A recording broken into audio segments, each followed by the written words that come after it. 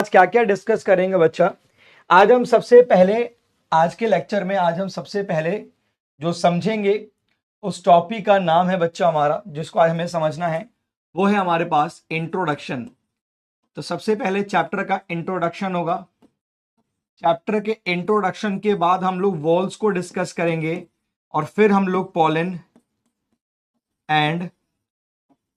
Pollen grain के concept को discuss करेंगे। ठीक है, पॉलन एंड पॉलन ग्रेन को डिस्कस करेंगे, जिसमें हम लोग बेसिकली मेल रिप्रोडक्टिव पार्ट को आज हम देखने वाले हैं। तो आज का लेक्चर बहुत ज्यादा इंपॉर्टेंट होने वाला है लाला, तो प्लीज आप लोग तैयार हो जाइए ध्यान से पढ़ने के लिए। बच्चा देखो, बहुत सिंपल सी कहानी है, बहुत सिंपल सी कहानी है। हम लोगों के बेटा पता है ना कि हमारे टोटल जो, अगर हम बात करें प्लांट किंगडम की बारे में बात करें, प्लांट किंगडम के बारे में हम लोग बात करते हैं, तो प्लांट किंगडम हमारे 5 हैं। मतलब पूरे धरती पे 5 प्रकार के प्लांट है लाला। कितने हैं? 5 टाइप है गुरुजी। तो पूरे धरती पर 5 टाइप के प्लांट हैं, 5 टाइप के हमारे पूरे धरती पर प्लांट है 5। अब अगर मैं इनकी बात करूं, पांचों टाइप के प्लांट्स की बात करूं, तो 1 number, 2 number, 3 number, 4 number and the last one is 5वां नंबर बच्चा। तो 5 हमारे धरती पे टोटल है प्लांट्स, टोटल प्लांट्स है हमारे 5। ठीक है, 5 प्लांट्स है हमारे धरती पे। सबसे पहले प्लांट को बच्चा कहते हैं एल्गी। सबसे पहला प्लांट है दैट इज कॉल्ड एल्गी। दूसरा जो लाला प्लांट है हमारे पास, उसे हम कहते हैं ब्रायोफाइटा।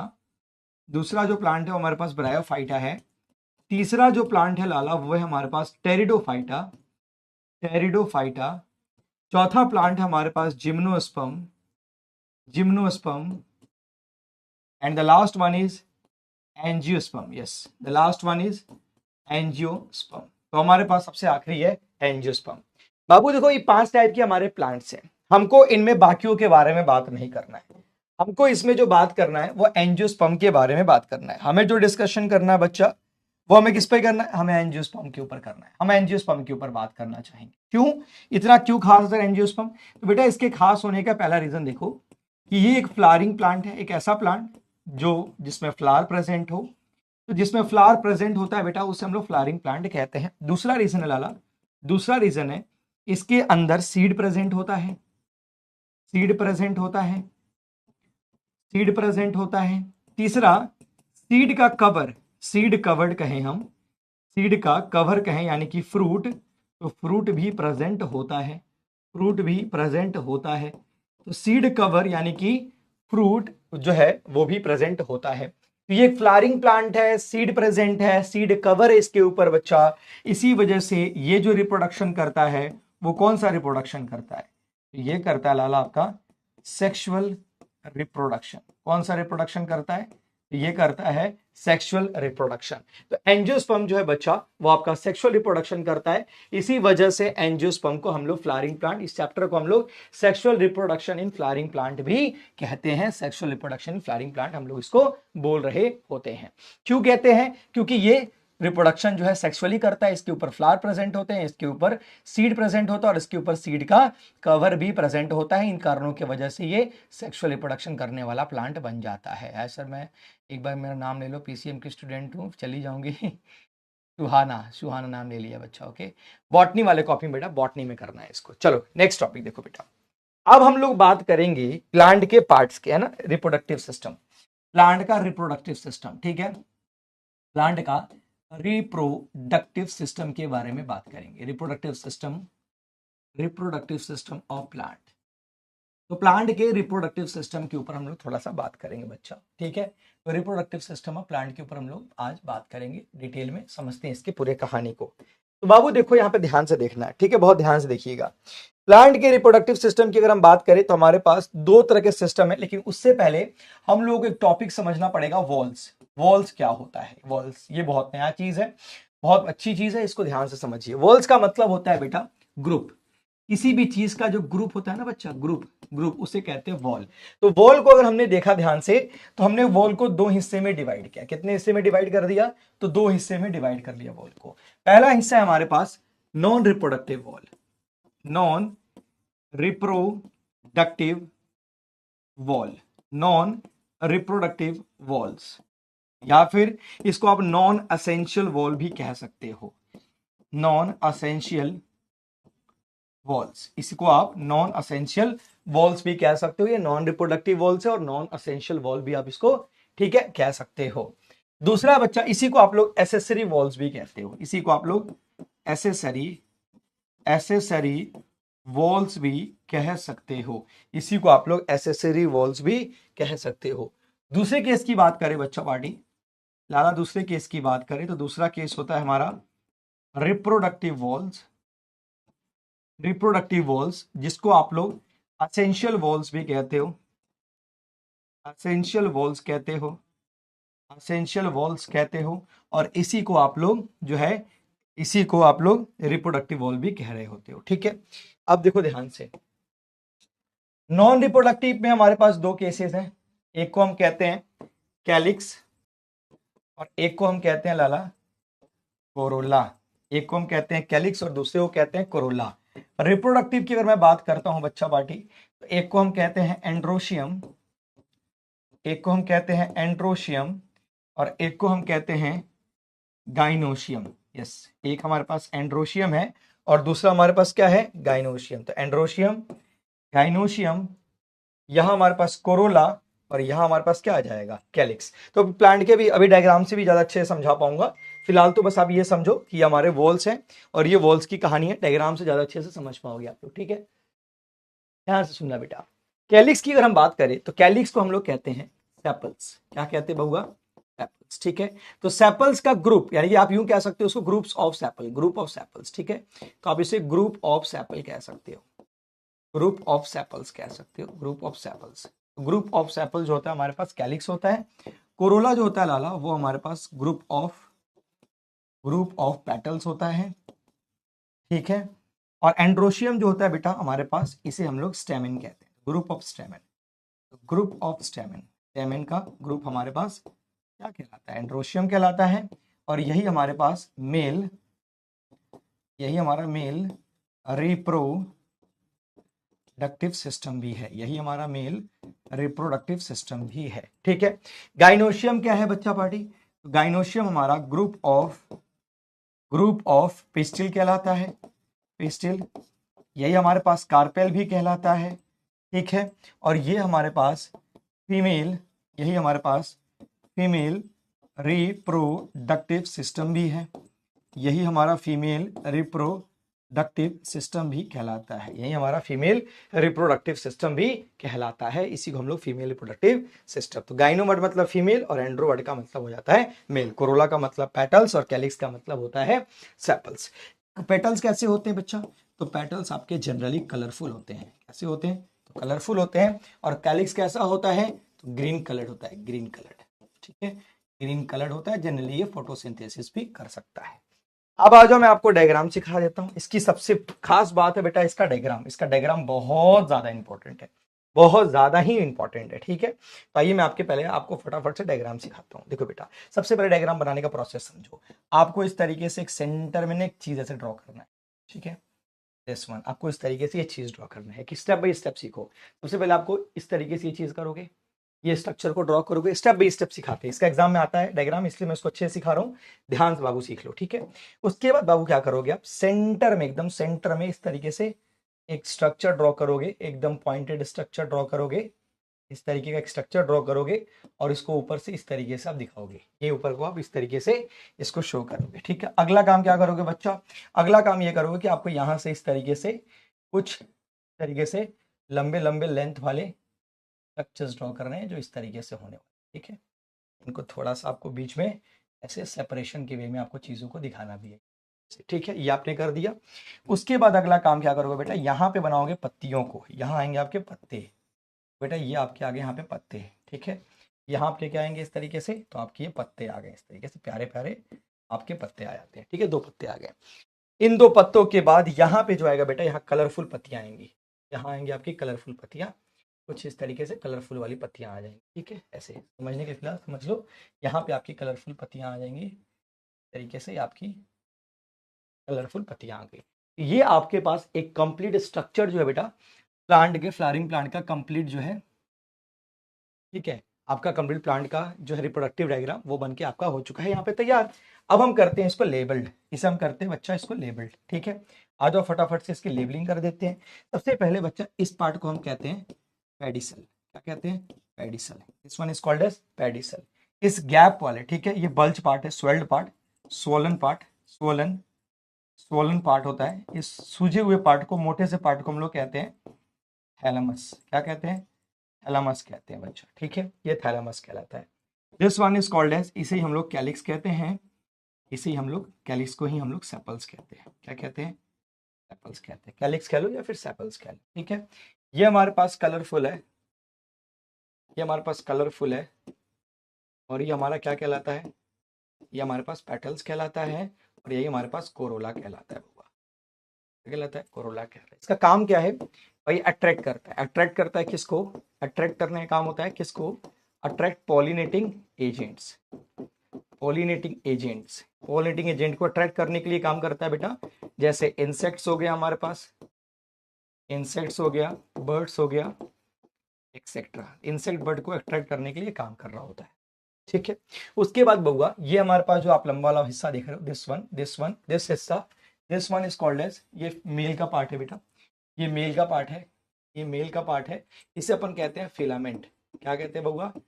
फिलामेंट कहते हैं। This one is called as filament. और यहाँ ये जो बच्चा दिख रहा है आपको, ये structure, this one is called as anther.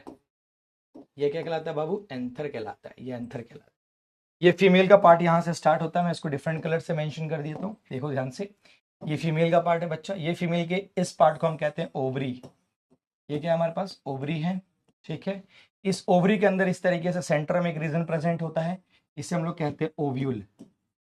इसे क्या कहते हैं बच्चा? ओव्यूल। से अंदर में जो प्रेजेंट होगा वो ओव्यूल है, और जो बाहर है वो हमारे पास ओवरी है। This one is called as, this one is called as style. ये हमारे पास स्टाइल है। ये आपके पास हॉलो स्ट्रक्चर है, खोखला स्ट्रक्चर है, हॉलो स्ट्रक्चर है, जो बेसिकली पाथवे का काम करता है, pathway for pollen tube. Pathway for किसके लिए काम करता है? Pathway for pollen tube. तो पॉलन ट्यूब के रास्ता के लिए काम करता है, पॉलन ट्यूब के रास्ता के लिए काम कर रहा होता है। ऊपर हमारे पास जो ये प्रेजेंट है बच्चा, this one is called as stigma.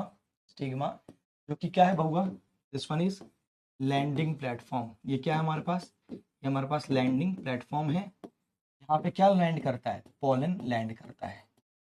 Pollen grain क्या होता है बच्चा हमारा? लैंड करता है।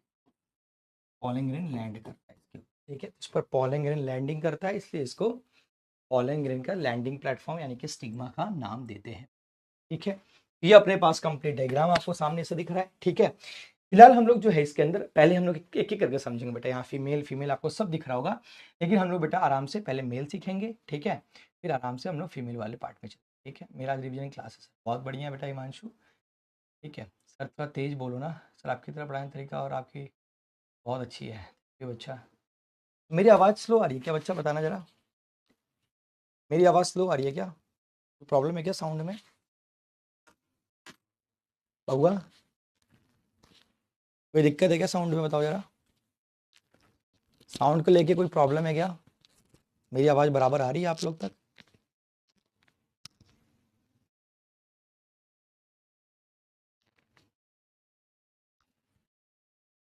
सब ठीक है और क्लियर है? ये कौन कौन बचवा आ जाता है सब थोड़ा थोड़ा सबको, कभी साउंड में दिक्कत, कभी मेरे को देखने में दिक्कत। आप इतने क्यूट क्यों? मैं क्यूट हूँ? नहीं बच्चा ऐसा मत बोलो यार, क्यूट लड़के नहीं होते हैं, लड़के क्यूट नहीं होते हैं, लड़कियां क्यूट होती हैं। लड़के ऐसे ही अच्छे लगते हैं बेटा, थोड़े से एकदम सख्त किस्म के, थोड़े से उलझे फुलझे हुए, थोड़े से परेशान चेहरे पे थोड़ा सितम, लड़के ऐसे ही अच्छे लगते हैं। खूबसूरती और ये क्यूटनेस लड़कियों पे ही शोभा देता है लाला। तो आपकी तबीयत ठीक है? हाँ हाँ बच्चा, मस्त मस्त मस्त। थोड़ा सा थका हूँ बच्चा, ये बहुत लंबा ट्रैवल करके आया हूँ, ठीक है, और ट्रैफिक बहुत ज़्यादा था, ठीक है। और भाई ट्रैवलिंग करने बेटा, आपको तो ड्राइविंग के बाद कितना हालत ख़राब होता है ना। चलो ओके बच्चा, डन हो गया। अब देखो बाबू, बाबू देखो देखो देखो देखो देखो देखो देखो, जल्दी लाला जल्दी आओ, समझाते हैं हम आपको फटाफट से। मेरी जान देखो बउआ सब रे, मेरा बउआ सा, मेरी बब्बी सा, मेरी बहनिया सा, मेरा भैया सब, देखो सब। तो बेटा हमारा टॉपिक का नाम है मेल रिप्रोडक्टिव सिस्टम। तो फटाफट से हम लोग अपने टॉपिक को आगे बढ़ाते हुए अगले टॉपिक में एंटर मार देते हैं बउआ।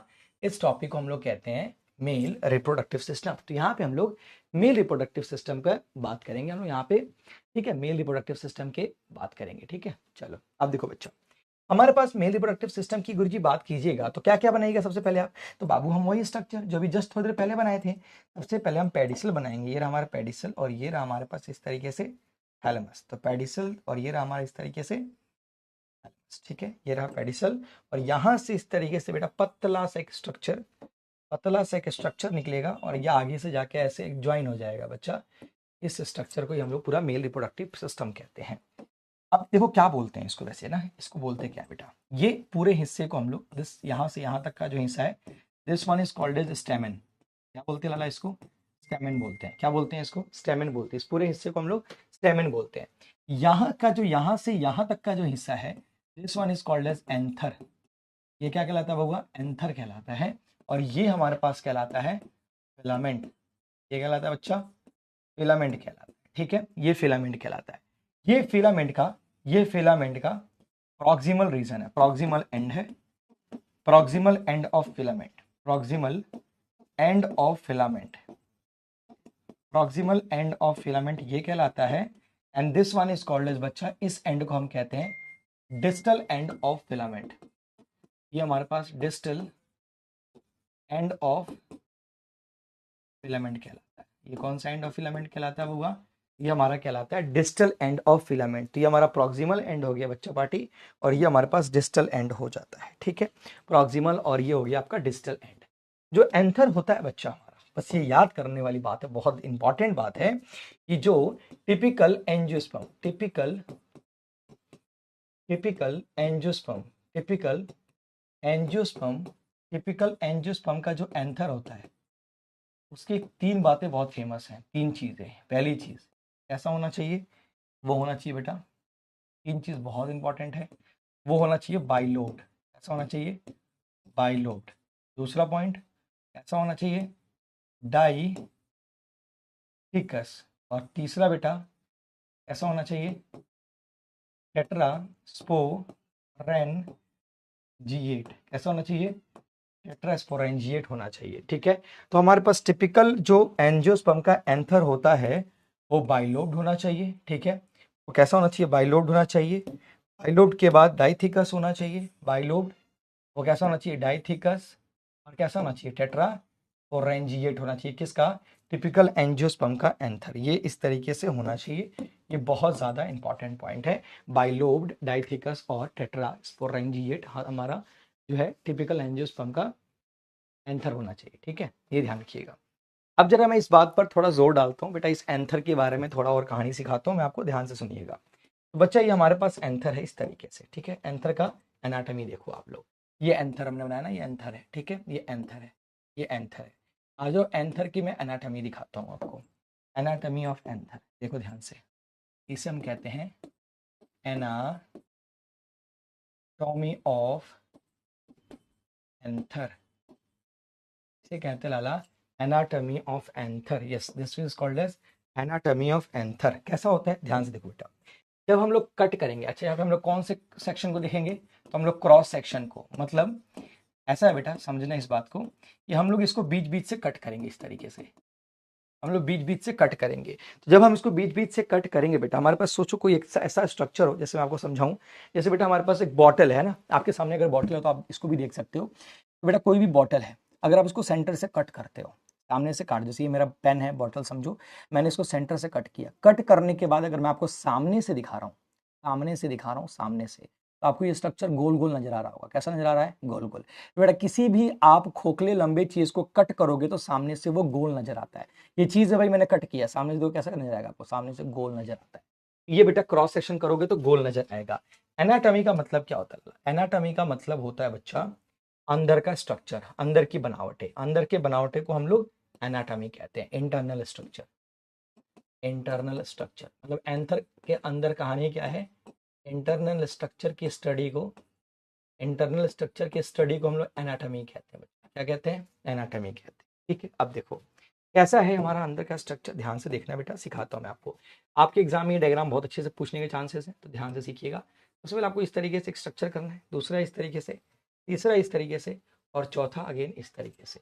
तो इस तरीके से बेटा आपको एक पूरा स्ट्रक्चर ड्रॉ कर देना है, जो मैंने बोर्ड पे दिखाया आपको इस तरीके से पूरा स्ट्रक्चर ड्रॉ करना है। मतलब अगर आप एंथर को इस तरीके से बीच में कट करोगे और सामने से देखोगे तो बेटा इस तरीके से आपका एंथर जो है ना वो नजर आने लग जाएगा, वो इस तरीके से आपको नजर आने लग जाएगा। ठीक है, इस तरीके से एंथर आपको सामने से नजर आने लग जाएगा। ठीक है, अब आपको क्या करने की जरूरत है, ध्यान से देखना बेटा, आपको क्या करने की जरूरत है।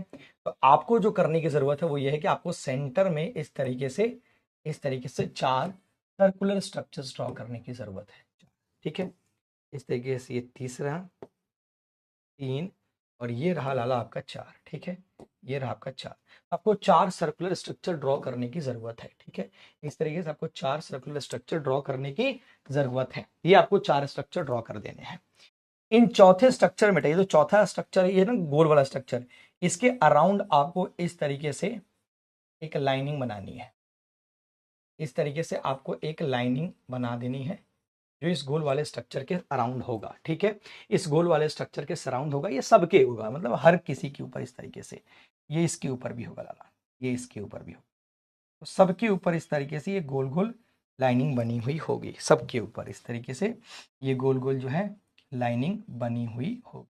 ठीक है, ये लाइनिंग जो है इस तरीके से गोल तरीके से इस तरीके से लाइनिंग बनी होगी सबके ऊपर, है ना, हर स्ट्रक्चर के ऊपर गोल करके बनी है, लाइनिंग बनी होगी। ठीक है, अब देखो बउआ मेरे क्या होता है, अब देखिएगा क्या होगा। अब क्या होगा अगला स्टेप, इसके अंदर हमारे कुछ सेल्स पाए जाएंगे, इसके अंदर हमारे कुछ सेल्स पाए जाएंगे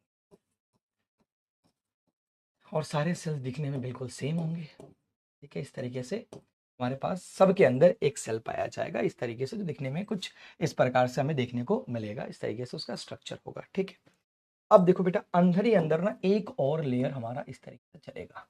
थोड़ा सा मैं पतला कर रहा हूँ, मैं आपको डायग्राम बनाना एक स्टेप बाय स्टेप भी सिखा रहा हूँ, ध्यान से आपको फॉलो करते चलना है। ठीक है, या आपको अंदर एक और स्ट्रक्चर आपको देखने को मिलेगा। ठीक है, तरीके से आपको अंदर ही अंदर एक स्ट्रक्चर और देखने को मिलेगा। ठीक है, ये आपके पास स्ट्रक्चर आ गया। अब चलो मैं इसकी लेबलिंग कर देता हूँ, कौन सा चीज़ क्या है पहले एक बार समझ लो बेटा। देखो ये हमारे पास सबसे आउटर लेयर है, सबसे आउटर लेयर, सबसे आउटर, सबसे बाहर का लेयर है, तो outer most layer, outer most, ये आउटर मोस्ट लेयर है। ठीक है, आउटर मोस्ट लेयर सबसे बाहर का लेयर है। ये आउटर मोस्ट लेयर को, जो सबसे बाहर का लेयर होता है, ये वाला कलर विजिबल है क्या आपको?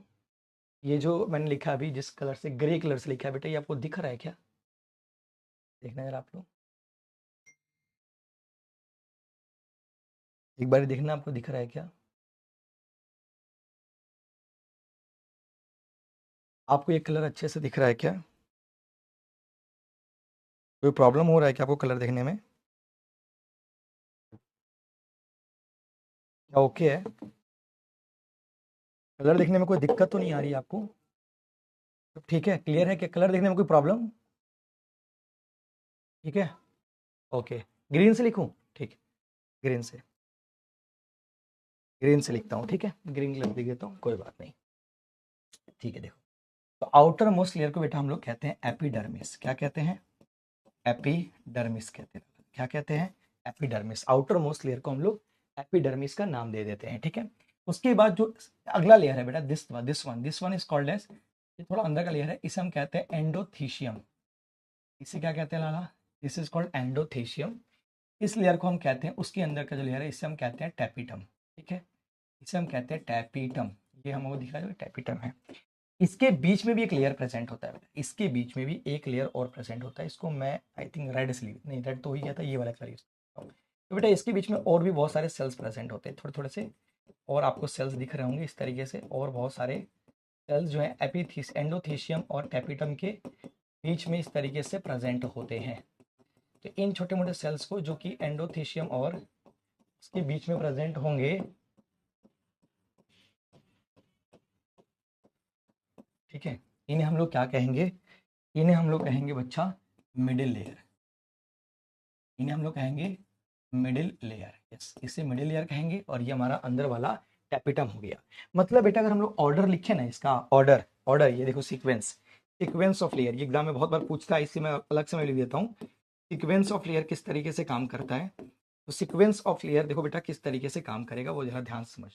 सबसे आउटर में कौन होता है हमारे पास, तो एपिडर्मिस होता है, एपिडर्मिस ये आउटर मोस्ट है, सबसे बाहर है आउटर मोस्ट। क्या काम है सर इसका, protection, responsible for protection, responsible for protection, ये प्रोटेक्शन के लिए काम करता है, मतलब पूरे एंथर को सपोर्ट प्रोवाइड करता है। अगला हमारे पास क्या है भाई, अगला हमारे पास है एंडोथीशियम। क्या है हमारे पास, तो एंडोथीशियम है।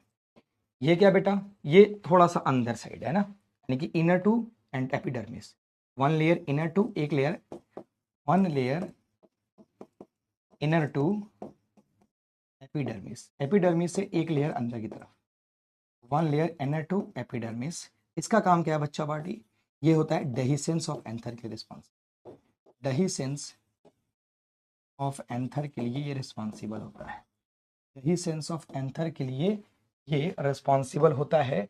डेहिसेंस ऑफ एंथर का मतलब होता है एंथर का फटना, तो एंथर के फटने के लिए बेटा ये रिस्पॉन्सिबल होता है, और इस पर भी क्वेश्चन काफी बार आपके पूछे गए हैं। तो ये डेहिसेंस ऑफ एंथर के लिए रिस्पॉन्सिबल होता है, एंथर के फटने के लिए रिस्पॉन्सिबल होता है। यहीं से बेटा एंथर फटेगा तो एंथर के अंदर से पॉलन ग्रेन जो है ना वो हमारे बाहर आएंगे। तो ये पॉइंट आपको याद रखना है, dehiscence of anther.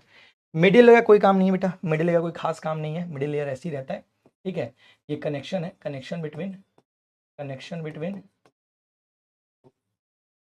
Tapetum and endothecium, tapetum and endothecium.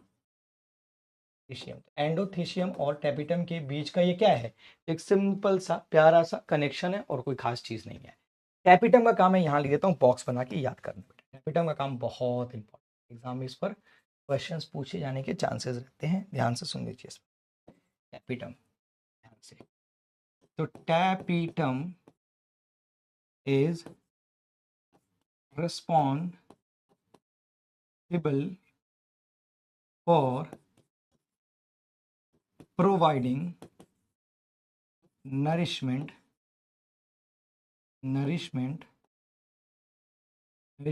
to the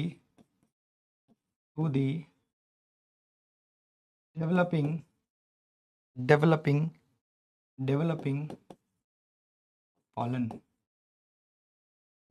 pollen, ठीक है समझना बेटा। मतलब ये जो अंदर पॉलन ग्रेन जो बनेंगे, जो छोटे छोटे सेल दिख रहे हैं ना, ये सब आगे चल के पॉलन ग्रेन बनेंगे। इन पॉलन ग्रेन को नरिशमेंट, ताकत देने का जो काम है, नरिशमेंट प्रोवाइड करने का जो काम है, वो टैपिटम प्रोवाइड करता है। ये जो टैपिटम दिख रहा है ना आपको, ये अंदर इसको नरिशमेंट देगा, अंदर ताकत देता है। किनको, इन सेल्स को। इन सेल्स को हम क्या कहते हैं बेटा, सुनना, ये सेल्स होमोजीनियस सेल्स हैं। ये सेल्स कौन से सेल है भाई, ये होमोजीनियस सेल है। होमोजीनियस का मतलब सेम दिखने वाले सेल, तो सेम दिखने वाले सेल अगर एक साथ होंगे बेटा तो उन्हें आप टिश्यू कहोगे, तो इन्हीं को हम लोग कहते हैं स्पोरोजीनस टिश्यू। जब सेल्स एक साथ ग्रुप में आ जाएं, ठीक है, ये ग्रुप है ना, बेसिकली ये ग्रुप है, तो जब बेटा सेल्स के ग्रुप बन जाए उसे हम क्या कहते हैं, टिश्यू कहते हैं, इसे हम लोग स्पोरोजीनस टिश्यू कहेंगे। और यही आगे एक प्रोसेस करेगा बेटा, उस प्रोसेस को हम कहेंगे माइक्रोजेनेसिस करेगा, और उस प्रोसेस के बाद ये क्या बना देगा, इसी प्रोसेस के बाद ये बना देगा पॉलन ग्रेन। यस, इसी प्रोसेस के बाद यही जो छोटे छोटे सेल दिख रहे हैं, ये भविष्य में आगे चल के क्या बना देंगे, ये आगे चल के पॉलन का ग्रेन बना देते हैं, ये पॉलन ग्रेन बना देते हैं आगे चल के। यही स्ट्रक्चर जो बेटा वो आपके पॉलन ग्रेन का फॉर्मेशन कर देते हैं। अब मैंने आपको एक चीज बताया था बाबू, ध्यान से नोटिस कीजिएगा। मैंने कहा था कि टिपिकल एंजियोस्पर्म जो है वो बाइलोब्ड होता है। तो क्या होता है, बाइलोब्ड होता है। मैंने कहा था बाइलोब्ड के बाद डाइथिकस होता है, और डाइथिकस के पास टेट्रास्पोरेंजिएट होता है। बाइलोब्ड का मतलब क्या होता है बेटा, बाइलोब्ड का मतलब होता है कि दो लोब का स्ट्रक्चर। अगर आप ध्यान से देखो बेटा, तो इसके अंदर दो लोब है, लोब नंबर 1, ये लोब नंबर 1 है, लोब 1 है, और ये लोब 2 है। आप देखो ध्यान से, इसके अंदर दो लोब हैं, तो दो लोब होने की वजह से बेटा इसको हम लोग क्या कहते हैं, बाइलोब्ड स्ट्रक्चर कहते हैं। क्या कहते हैं लाला, इसको हम लोग बाइलोब्ड स्ट्रक्चर कहते हैं। डाइथिकस का मतलब क्या है गुरुजी, इसके अंदर दो थीका प्रेजेंट होता है। यहाँ पे दिखाया नहीं मैंने, अभी यहाँ दिखा देता हूँ साइड में। एक थीका इस तरीके से प्रेजेंट होगा, ठीक है, थोड़ा मोटा कर देता हूँ, दिखेगा प्रॉपर। यस, एक थीका आपको इस तरीके से यहाँ दिखेगा, एक थीका आपको इस तरीके से यहाँ दिखेगा। तो ये दो थीका, आधे हिस्से में दो थीके और आधे हिस्से में भी दो थीका, मतलब यहाँ भी एक थीका होगा बेटा इस तरीके से, और यहाँ भी आपका एक थीका देखने को मिलेगा। तो दो दो थीके, आधे को कट करते बेटा, कट करके आधा आधा पढ़ते हैं, तो दो थीका यहाँ, दो थीका यहाँ, इस वजह से दो थीका है हमारे पास, दो थीका है। कितना थीका है? दो थीका है, यहाँ पे समझना इस बात को। तो टू थीका, टू थीका, तो दो थीका की वजह से हमने इसको क्या बोला? डाइथीकस। टू लोब के वजह से हमने क्या बोला बेटा? टू लोब के वजह से हमने क्या बोला? By lobe. और फोर स्पोरेंजिया की वजह से, स्पोरेंजिया, चार स्पोरेंजिया के वजह से हमने इसको क्या बोला? टेट्रास्पोरेंजिएट। यानी कि इस पूरे स्ट्रक्चर को, इस पूरे घर को, इस पूरे घर को, कंप्लीट हाउस, कंप्लीट एरिया, इस पूरे कंप्लीट एरिया को हम लोग क्या कहते हैं? इस पूरे कंप्लीट एरिया को, इस पूरे कंप्लीट घर को हम लोग क्या बोलते हैं? इस पूरे कंप्लीट घर को हम लोग बोलते हैं लाला, इस पूरे कंप्लीट घर को हम लोग बोलते हैं, कंप्लीट घर को हम लोग बोलते हैं, पता है क्या बोलते हैं इस पूरे कंप्लीट घर को? माइक्रोस्पोरेंजिया, यानी कि स्पोरेंजिया बोलते हैं। क्या बोलते हैं लाला? स्पोरेंजिया। तो बताओ कितने स्पोरेंजिया? एक स्पोरेंजिया, दो स्पोरेंजिया, तीन स्पोरेंजिया, चार स्पोरेंजिया, ये मिलके बना आपका टेट्रास्पोरेंजिया। लो बेटा, सारी कहानी यहाँ पे मैंने लिख दी, सारे कॉन्सेप्ट्स, एक एक कहानी के कॉन्सेप्ट्स मैंने यहाँ पे आपके लिए डाल दिए। चमका कि नहीं चमका? कॉन्सेप्ट बेटा लिख के पढ़ा रहा हूँ, सारी बातें लिख रहा हूँ आपके लिए। ये नहीं कि पहले से कुछ लिख के लाया गया है या फिर आपको किसी तरीके से कोई चीज़ें पीपीटी से है। यही तो बेटा मैं चाहता हूँ कि आप लोग भी चीज़ों को मैच कर पाओ, लेवल मैच करो बेटा, लेवल मैच करवाना बहुत ज़रूरी है। ओके बच्चा, all clear, all clear. Sir exam में कलर नहीं बेटा सुमी, अलाउड नहीं है। एग्जाम में कलर अलाउड नहीं है। एग्जाम में सिर्फ दो ही पेन यूज़ कर सकते हो आप लोग, ब्लू पेन या फिर ब्लैक, ब्लू पेन और ब्लैक पेन, और कोई पेन यूज़ नहीं कर सकते। और आप पेंसिल यूज़ कर सकते, है ना, और आप पेंसिल यूज़ कर सकते। सर एक बात कहनी थी। हाँ समी अमन कहो बेटा, सुमी अमन क्या कह रहे हो? ऑल क्लियर बच्चा, ऑल क्लियर। या क्वेश्चन कराई ना? हाँ बेटा कराएंगे क्वेश्चन, अभी तो इसमें आज ही टॉपिक स्टार्ट हुआ ना, तो अभी थोड़ा टॉपिक और आगे चलेगा। ऑल क्लियर है सर, चमका है सर, बढ़िया है सर, बढ़िया। सर माइक्रोस्पोरोजेनेसिस, बेटा माइक्रोस्पोरोजेनेसिस का मतलब एक ऐसा प्रोसेस जमाने के लिए पीसीएम भी है बेटा। माइक्रोस्पोरोजेनेसिस का मतलब एक ऐसा प्रोसेस जिसमें हमारा पॉलन ग्रेन से मेल गैमीट बनता है, पॉलन ग्रेन से मेल गैमीट बनता है। हाँ हाँ, सारे थीका का स्ट्रक्चर ऑलमोस्ट सेम होता है, थोड़ा बहुत डिफरेंस है बट ओवरऑल सेम होता है। हाँ बताऊंगा बेटा एमएमसी क्या है भी सब बताऊंगा, ठीक है चलो आ जाओ। बताऊंगा बेटा, अभी अगले टॉपिक में एमएमसी पीएमसी वो सारी बातें सिखाऊंगा, टेंशन मत लो अभी, ठीक है? अभी यहाँ तक की बातें क्लियर करते हैं। आओ बेटा अगले टॉपिक में आते हैं। अब जरा एक मैं माइक्रोस्पोरेंजिया तुम्हें दिखाता हूँ। मतलब अगला टॉपिक हमारा जो होगा वो है माइक्रोस्पोरोजेनेसिस। अगला टॉपिक जो है लाला वो है हमारे पास माइक्रोस्पोरोजेनेसिस। क्या है बच्चा हमारे पास? माइक्रोस्पोरोजेनेसिस है, ठीक है? इसका मतलब क्या होता है? इसका मतलब होता है फॉर्मेशन, ठीक है, formation of male gametes, formation of male gametes. जो बेटा मेल गैमीट्स की फॉर्मेशंस है ना, उसी को हम लोग कहते हैं, ठीक है, उसी को हम लोग कहते हैं माइक्रोस्पोरोजेनेसिस। मेल गैमीट के फॉर्मेशन को माइक्रोस्पोरोजेनेसिस कहते हैं। अब बच्चा आप ध्यान से देखना, अभी आपको मैंने एक स्ट्रक्चर दिखाया इस तरीके से, ये हमारे पास एक स्ट्रक्चर था इस तरीके का, है ना, ये एक स्ट्रक्चर था। ध्यान से देखिएगा इस स्ट्रक्चर को, अगर आपने ध्यान से देखा होगा तो इसके अंदर ये आउटसाइड में हमारे पास इस तरीके से लेयर्स बनाए थे मैंने, ये लेयर्स बनाए थे बच्चे, इस तरीके से लेयर्स बनाए थे अगर आपको ध्यान हो तो, जिसको हमने टैपिटम कहा था, है ना। इस लेयर को हमने क्या कहा था? टैपिटम कहा था। फिर इसी के अंदर हमने कुछ सेल्स को ड्रॉ किए थे, इस तरीके से हमने सेल्स दिखाए थे बच्चा। इन्हीं सेल्स को हम लोग स्पोरोजिनस टिश्यू कहते हैं। इस पूरे को क्या कहते हैं? Sporogenous tissue. ऐसे इसको कलेक्टिवली होमोजिनस सेल्स कहते हैं, बट ये है क्या? स्पोरोजिनस टिश्यू ही तो है। ये अपने पास स्पोरोजिनस टिश्यू निकल के आता है, ठीक है? अब ध्यान से समझिएगा कैसे मेल गैमेट बनता है, पूरी कहानी सिखाता हूँ, मस्त ध्यान से समझ, ठीक है? देखो बेटा हमारे पास ये क्या है, पहले देखो यहाँ पे ये जो चीज़ है वो लिख दो पहले। ये टैपिटम है गुरुजी, है ना। इस पूरे स्ट्रक्चर को माइक्रोस्पोरेंजिया कहते हैं। माइक्रोस्पोरेंजिया मतलब स्पोरेंजिया, और मेल वाला है तो माइक्रोस्पोरेंजिया, मतलब स्पोरेंजिया ही बोलते हैं, बट अगर मेल का है तो उसको माइक्रो वर्ड लगाते हैं, और फीमेल है तो मेगा वर्ड लगा देते हैं। तो यहाँ जो स्पोरेंजिया बेसिकली मेल का है ना, तो यहाँ पे माइक्रो वर्ड लगा लेना आपको, ठीक है? माइक्रोस्पोरेंजिया मेल के लिए माइक्रोस्पोरेंजिया। अंदर ये जो सेल्स दिख रहे हैं बच्चा, this cells are called as, इन सेल्स को हम लोग कहते हैं, ये collection of cell is tissue, collection of cells, ठीक है? तो कलेक्शन ऑफ सेल, ये पूरे जितने सेल इकट्ठे, तो तो कलेक्शन ऑफ सेल्स, सेल्स के कलेक्शंस को अपन क्या बोलते हैं, इन्हें हम कहते हैं स्पोरोजीनस टिश्यू। क्या कहते हैं लाला? स्पोरोजीनस टिश्यू कहते हैं हम लोग। क्या कहते हैं इसको? स्पोरोजीनस टिश्यू कहते हैं। कलेक्शन ऑफ सेल को हम लोग स्पोरोजीनस टिश्यू का नाम दे देते हैं। ये स्पोरोजीनस टिश्यू है, कलेक्शन है सेल का, तो इसको स्पोरोजीनस टिश्यू कहा। इसमें से कोई एक सेल, कोई वन रहे, एनी वन सेल, कोई वन सेल, इसमें कोई एक सेल बेटा वो कहेगा कि मैं मां बनना चाहती हूँ। तो कोई एक सेल, मतलब मैं जैसे सपोज करो बेटा, मैं इसको उठा लिया यहाँ से, मैंने इसको उठा लिया, अब मैं उसको उठा के ले आया, ठीक है, कोई एक सेल मैं इसको उठा के ले आया, ये कहेगा कि मैं मां बनना चाहती हूँ, तो इसको हम मां बना देंगे। तो इसको हम बोलेंगे बेटा एमएमसी। ये कोई भी एक सेल उधर से बाहर, पूरे कलेक्शन को हमने स्पोरोजीनस टिश्यू कहा, किसी एक सेल को उठा के लाए, हम उसको एमएमसी कहेंगे। इसी एमएमसी को हम पीएमसी भी कहेंगे। क्या कहेंगे? पीएमसी। एक ही बात है, एमएमसी को पीएमसी को बेटा, दोनों के लिए एक ही बात है। क्या होता है एमएमसी पीएमसी का फुल फॉर्म गुरुजी? तो एमएमसी का मतलब होता है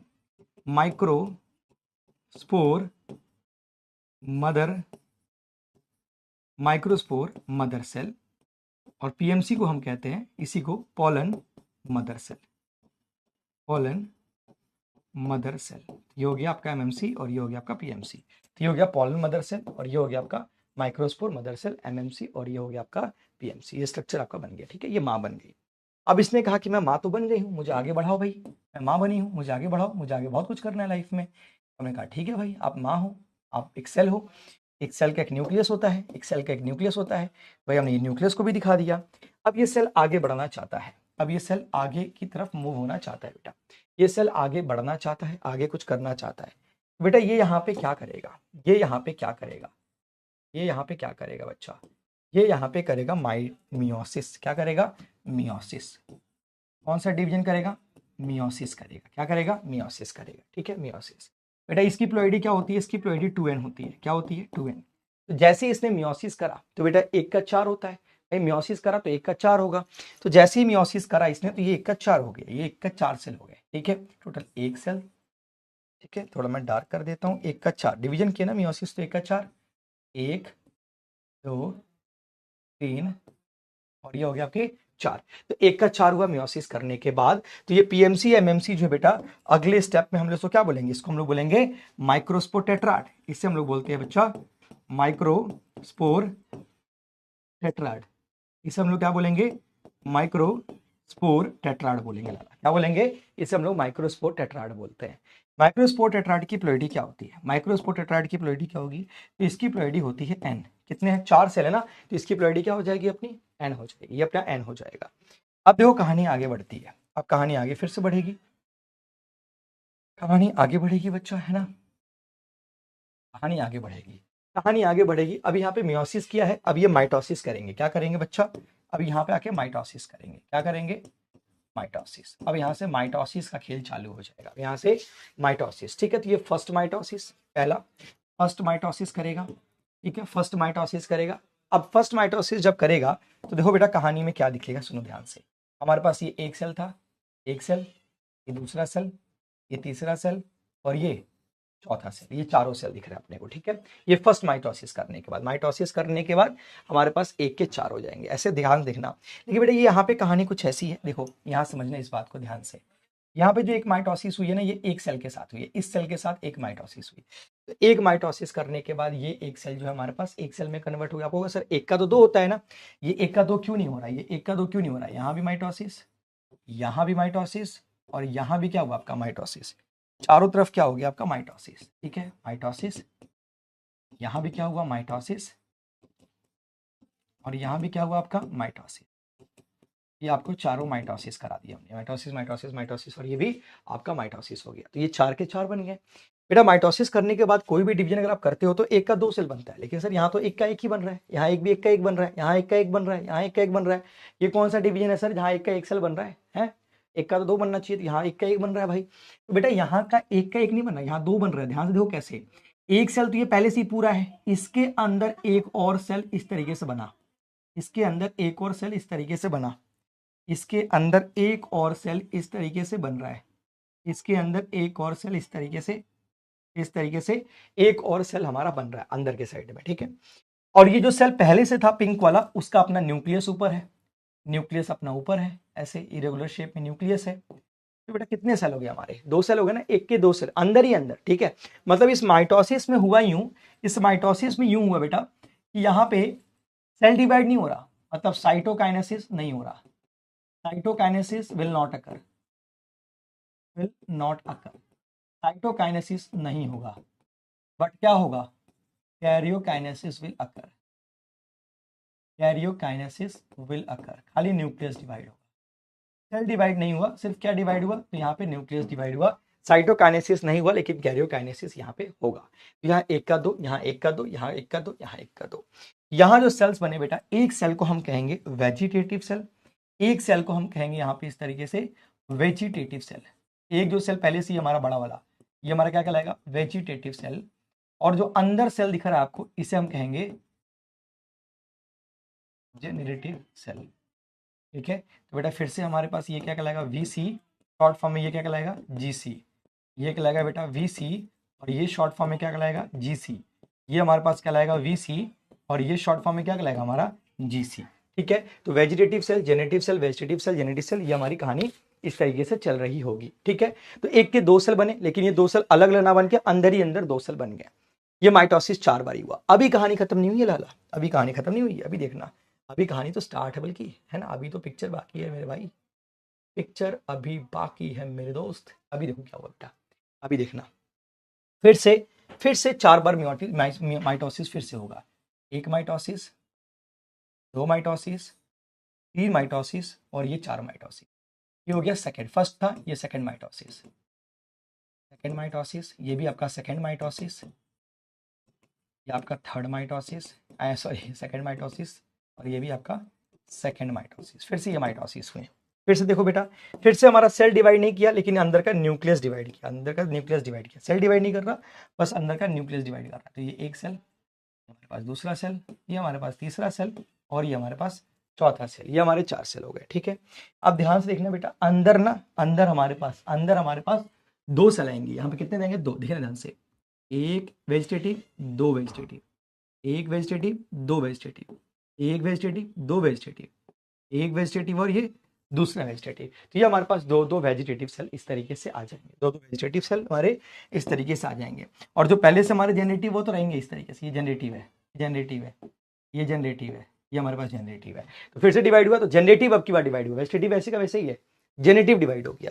तो बताओ बेटा क्या लिखोगे तुम लोग, क्या लिखोगे बाबू, क्या लिखोगे बताओ। तो हमारे पास एक वीसी और 2 जीसी, एक वीसी और 2 जीसी, एक वीसी और 2 जीसी, एक वीसी और हमारे पास 2 जीसी, 2 जीसी, यहाँ 2 जीसी, इस तरीके से बेटा। इस स्ट्रक्चर को हम लोग क्या कहते हैं बेटा, यहां ये जो स्ट्रक्चर आप देख रहे हो ना, ये कहलाता है पॉलन ग्रेन, ये कहलाता है पॉलन ग्रेन, इसे हम कहते हैं पॉलन ग्रेन। इसे भी क्या कहेंगे हम लोग, टोटल ओवरऑल स्ट्रक्चर को हम क्या कहेंगे, पॉलन ग्रेन कहेंगे, ये पॉलन ग्रेन।